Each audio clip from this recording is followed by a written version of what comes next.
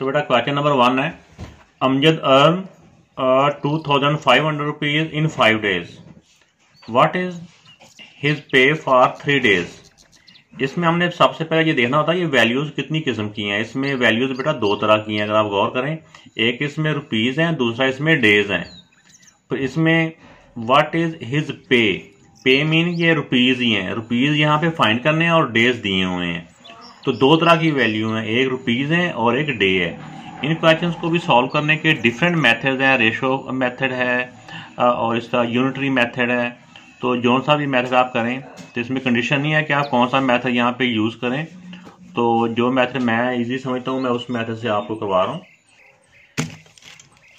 तो पहले इसमें वो वाली दोनों वैल्यू लिख लेंगे जो दोनों दी हुई हैं। जैसे 2500 रुपीज है, रुपीज के नीचे 2500 और डेज के नीचे 5 days। अब इसी तरह ये पहली लाइन होगी, दूसरी लाइन में वो वाली वैल्यू आएंगी जिसमें एक वैल्यू फाइंड करनी है, दूसरी वैल्यू दी हुई है। इसमें 3 days हैं और 3 days में कितने वो पैसे अर्न करेगा वहां पे एक्स आ जाएगा। तो ये जो एक्सरसाइज है ये सारी डायरेक्ट प्रपोर्शन ही है। डायरेक्ट प्रपोर्शन बेटा ऐसे वैल्यूज को कहते हैं जिसमें हमें पता है कि जैसे कि अगर दिन कम होंगे तो वो अर्न भी कम करेगा, अगर दिन ज्यादा होते तो अर्न भी ज्यादा करना था।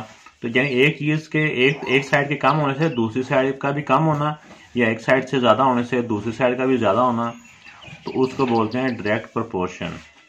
तो डायरेक्ट प्रोपोर्शन में बेटा आपने जो सिंपल वे है, ज्यादा अभी आपको 6th क्लास में और डीपली जाने की जरूरत नहीं है।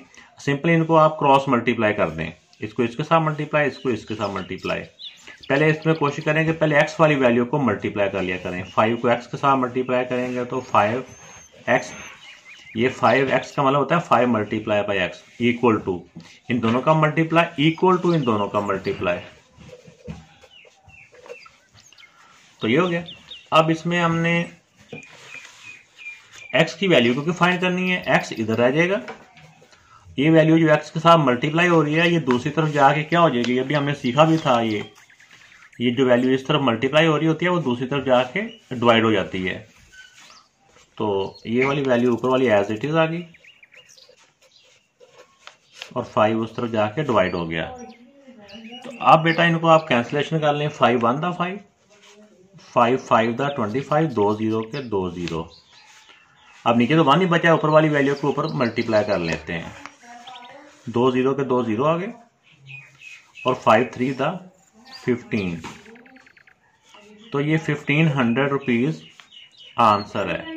इसका मतलब यह है कि ये 3 दिनों में इतने पैसे अर्न करेगा।